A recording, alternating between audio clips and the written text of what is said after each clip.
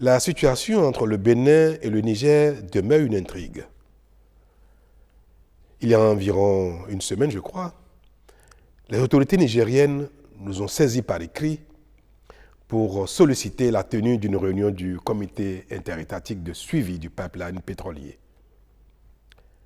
Elles ont proposé que la réunion se tienne au Niger. Et le Bénin a donné son accord et j'ai personnellement instruit le ministre en charge des mines de s'y rendre.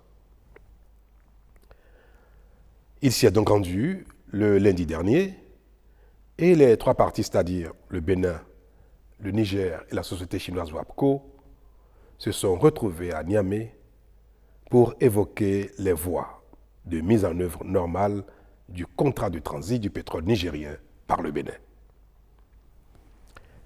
Saisissant l'occasion de la mission de mon ministre à Niamey, j'ai rédigé une lettre à l'attention du président nigérien et ai mandaté le ministre Adambi de la lui remettre en main propre. En ce qui concerne la réunion du comité interétatique, le Bénin, par la voix de son ministre, a réitéré la disponibilité de l'administration béninoise, notamment la douane, à coopérer avec la douane nigérienne en vue du chargement normal et régulier du pétrole nigérien au terminal de Sémé, pour autant que les formalités douanières de transit soient possibles. Je rappelle que les formalités douanières de transit ne sont possibles que si le passage des biens par les frontières est permis. Autrement dit, si les frontières ne sont pas ouvertes pour le passage formel du pétrole, les formalités douanières permettant son transit par le territoire du Bénin ne sont techniquement pas possibles. A minima, pour que ce transit soit possible, il faut que les autorités nigériennes annoncent officiellement que la fermeture de leurs frontières terrestres fait exception au pétrole. Une telle clarification serait susceptible de permettre un traitement juridique différencié du pétrole venant du Niger. À défaut de ce minimum, toute formalité douanière de transit du pétrole reste légalement impossible entre le Bénin et le Niger. Telles sont donc les clarifications que le gouvernement béninois a chargé le ministre Adambi d'apporter à nos partenaires à Niamey.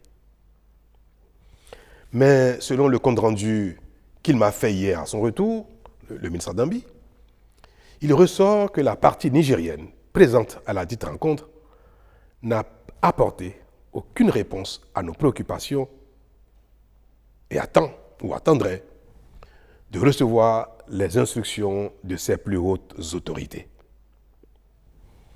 Alors je vous parle, je n'ai reçu aucune clarification ou information de nos frères nigériens allant dans le sens attendu par tous. Mieux, le président Tiani n'a pas reçu le ministre Adambi, que j'ai pourtant expressément chargé de lui remettre ma lettre d'apaisement et d'invite au rétablissement de la fraternité et de la libre circulation des personnes et des biens entre le Niger et le Bénin. Je peux vous rassurer que le Bénin n'a fait l'économie d'aucun effort, d'aucune humilité pour permettre le rétablissement de la concorde entre le Niger et le Bénin.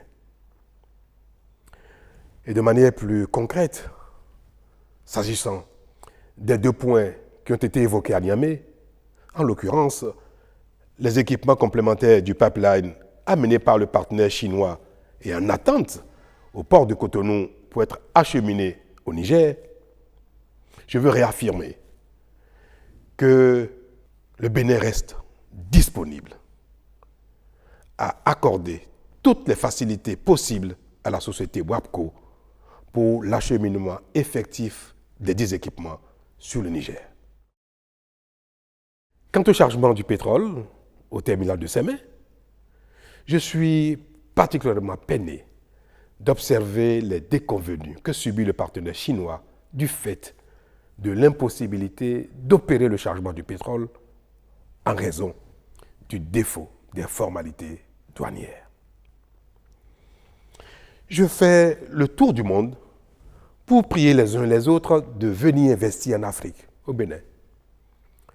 Parce que pour nous, c'est la principale voie de nous développer. Et me voilà, témoin de ce qui fait la réticence des investisseurs et qui pénalise l'attractivité de notre continent. Mais je garde l'espoir que l'apaisement des relations entre le Niger et le Bénin ne saurait tarder davantage parce qu'il n'y a aucune raison qui justifie la méfiance et l'attitude de nos frères du Niger. Le temps de la protestation et des sanctions en raison du coup d'État qui a eu lieu au Niger est passé. Ce temps est passé pour tout le monde. Et il n'y a plus rien qui justifierait aujourd'hui que les autorités béninoises ne soient pas dans la bienveillance à l'égard des autorités nigériennes actuelles. Mais en attendant, nous chercherons les voies et moyens pour aider la société chinoise WAPCO afin de limiter leurs souffrances et préserver leur intérêt pour l'Afrique. Voilà ce que j'ai à vous dire sur la situation. Merci.